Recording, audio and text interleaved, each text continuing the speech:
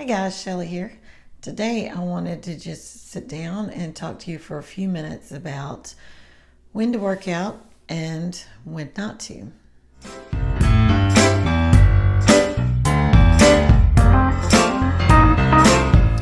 So I am not a professional, not a doctor or anything like that. So all of this is my personal opinion and just some of the things that I am going through and dealing with and how I'm dealing with it. So please consult your doctor before you work out, or if you're having any type of health issues or muscle issues, things like that. So that being said, my disclaimer out of the way, let's talk about when to work out and when not to. So if you follow my channel, you might have seen my calendar. Let me see if I can. There's my workout calendar. And I can't zoom up because the way the camera is angled. But I work out at least 5 days a week. Sometimes 6, but normally I work out 5 days a week. And I've had to build up to that, of course. But there are days that I just don't feel like working out. And on those days, I really have to evaluate why I feel that way and if I push through it or if I don't push through it. Now, recently, I've had this pulled muscle, strained muscle. It goes from into my neck all the way down the back of my shoulder. And I think I internalize stress a lot. And so I think between stress and sleeping wrong and then maybe lifting wrong, I've just really irritated this muscle. And you can actually just kind of feel knots in it. But so this has been like 3 or 4 days that I've been dealing with this. One day I couldn't raise my arm like that at all without excruciating pain. So on days like that, do you work out? What do you do? Again, if you follow my channel, you know that about a month and a half ago, I partially tore my calf muscle. So how do you deal with that? So let's talk about the calf muscle. With that, I was in a walking boot for a couple of days. It was snowy and icy here, so couldn't get out anyway. So I basically spent 3 days in bed doing nothing, keeping that leg elevated because it hurt. And I think I probably didn't work out for about 5 days, maybe less. So whenever I did go back to working out, I just modified everything. I made sure that I didn't do anything that incorporated the calf muscle. I did upper body stuff, weights, and core, working out the abdominal muscles, things like that. And I just stayed off that calf muscle. And you learn really, really quickly what activates that muscle whenever it's sore. So I just worked around it, and I'm almost back to 100% now. I'm still not doing full cardio at all. I still modify any cardio, but I do have a lot of my mobility back. I have a lot of my strength back. It's just not 100%, and I'm not pushing it. I do not want a worse injury. I don't want a prolonged injury. So I'm just being really, really careful with the calf. No calf raises for me right now. So with this injury, I really wanted to think about and process what I could do and what I couldn't do. So I did work out, let's see, I've worked out 3 times this week. I had to check my calendar, and I'm getting ready to work out as soon as this video is over. The first 2 days really didn't incorporate a lot of upper body, but yesterday was all upper body, all weights. And this is what I learned. And this is great. You really have to concentrate on form. And that's something that I'm trying to do anyway to avoid injury. You really want to understand what muscle you're working out, how it's working out, how you activate each muscle so that you know whenever it's going up here and it's not supposed to. So I was able to do a whole workout yesterday. It was 38 minutes of upper body without re-injuring or stressing this muscle. It even included push-ups. And what I had to do is anytime I felt strain in this muscle, I had to concentrate again and go back to pushing with the arm muscles, the chest muscles, whatever I was supposed to be activating. And remember that this is not what I'm working out. So I was able to lift weights and do everything without injuring this at all, which is a great thing. So I'm going to work out again today. Again, it's about focusing on the muscle that you're working out. Whenever you're doing squats, your thigh muscles, your quads should be working out. You should be on the back, the heel of your foot, not up on your toes.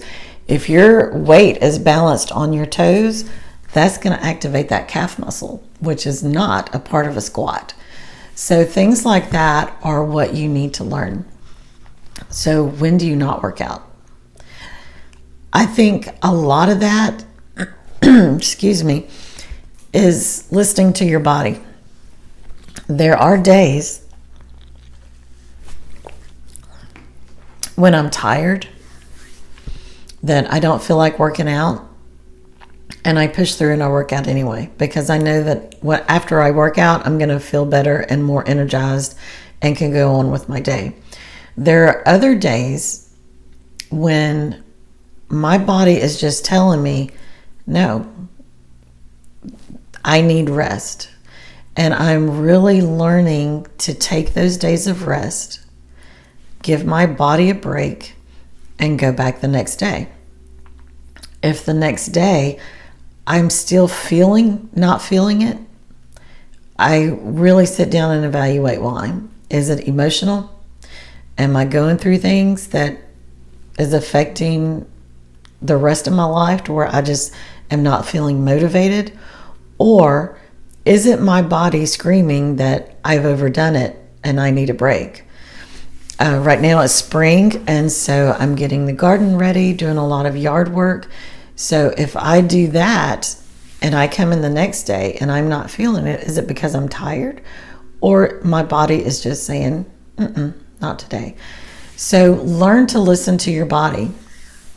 One of the things I'm dealing with right now is last week, we've been on this super strict diet, Doug and I have, and I've really enjoyed it. The food has been great, but the cat is knocking on the window. Can y'all hear that? I thought it was somebody knocking on the door. It was so loud that time. Anyway, so Doug and I went and ate sushi last week. We love sushi, and it's like our special treat. And we haven't had carbs like that, rice, in well over a month. And the soy sauce is not the best for you with all the MSG and stuff that's in it. So since we ate sushi, I have just been dealing with my body aching all over. The joints ache. I feel like my muscles ache. Everything just kind of hurts. And I know that that's not from overdoing working out or exercising.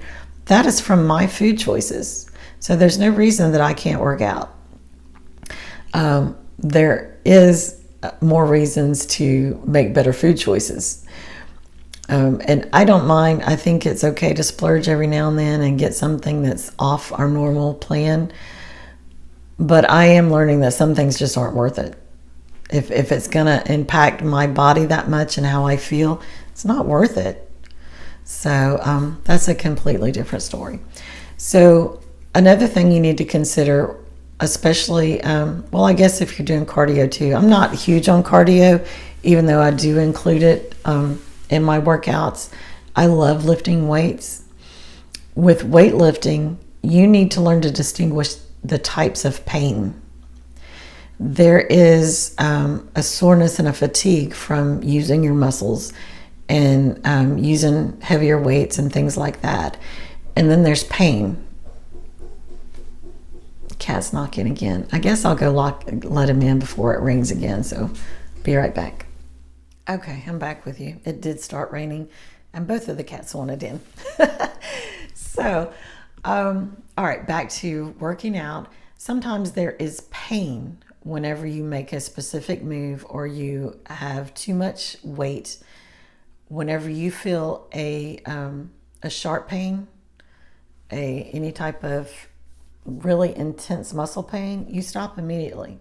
You stop what you're doing. Sometimes it's just a matter of lowering weight. Sometimes it's a matter of not doing that movement at this time. Whenever I started working out, I guess it's 2 years ago now, I did not have any movement hardly at all in the shoulder. The doctor wanted to do surgery on it. I've already had rotator cuff surgery on this one, and I really did not want to repeat it on the other one. So there were movements that I could not do, and it used to freak my son out because, like, if we're doing, I don't know the name of any of the moves, but if you're doing a lift like this with weights in front of you, pulling straight up, I would have to physically move my shoulder like that to adjust the muscles and tendons in my shoulder to do that move, and then I would have to physically move it back. And there was a couple of moves that I had to do like that just to get any movement. I don't have that at all now, but it was a matter of stopping when something really hurt, and it was a matter of building up all the muscles around this rotator cuff and strengthening all of that so that I can do these moves. Now, I still, if I'm doing lateral raises that are weights that are straight out, I go super light because that still is a weakness for me. And so I'm still building the strength and I'm not going to push it. I don't want to re-injure that. So learn your body, learn to listen to your body. Start off slow, start off light. Whenever I started, we started by doing P90X. Probably not the best thing to start with, but that's what my son wanted to do. And I started with really light weights. I can't do any of the pull-ups just because I've never had that type of upper body strength ever in my life. Even as a kid, I wasn't the monkey bars kind of person. So we mainly did the weights and the cardio and that kind of stuff. But I encourage anybody that's starting, start light. Don't go in all super pumped that I'm going to lift all this weight and I'm going to lift 50 pounds and I'm going to do it 75 times. It's the recipe for disaster.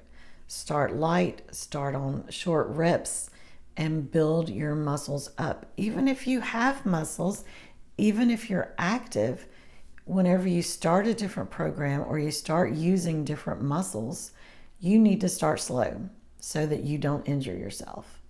So that is kind of my theory of when to work out and when not to. Whenever you feel sharp pain, you don't work out or you stop. As far as sickness and things like that, it just kind of depends on how your body's feeling. I don't get sick real often. I don't really get colds and flu and stuff like that. Maybe once or twice a year I'll get a pretty good sinus infection. So I don't struggle with that a whole lot. But that's one of those times also where you listen to your own body. You know what's best for you. There's sometimes when you need to rest. Your body needs to rest and allow itself to heal and use all of its energy for healing. There's other times when you might not feel good that getting up and exercising will help. it helps me greatly every day. I'm kind of addicted now, and I did not start that way. It is a process. But now I don't feel like my day is going right unless I get up and work out first. So just kind of my 2 cents. I just kind of wanted to sit down and chat with you guys for a few minutes. A lot of my videos coming out soon will be gardening stuff again, because it is spring and we're part of Shed Wars, and I've got a lot of stuff going on, but I don't want to leave out the healthy part. And I don't want y'all to forget that I am here working out every day, 5 days a week. And so that's not every day, is it? So I'm here working out 5 days a week. It is what I do, what makes me feel better, and what I'm doing for myself and for the body that God gave me. I think it is my duty to take care of it and keep it as healthy as possible. And that allows me to do the other things that I like to do. That allows me to work out in the yard and to shovel stuff and to rake stuff and to till my garden and things that take muscles. This is what allows me to do those things. I am building a strong core so that I'm able to work on the homestead and do what needs to be done. So that is my 2 cents. I hope you guys enjoyed. If you are working out or whatever, let me know in the comments that you're a part of this too. And if you like it, please like and subscribe so that you will get the notifications. And we'll see you next time. Have a great day.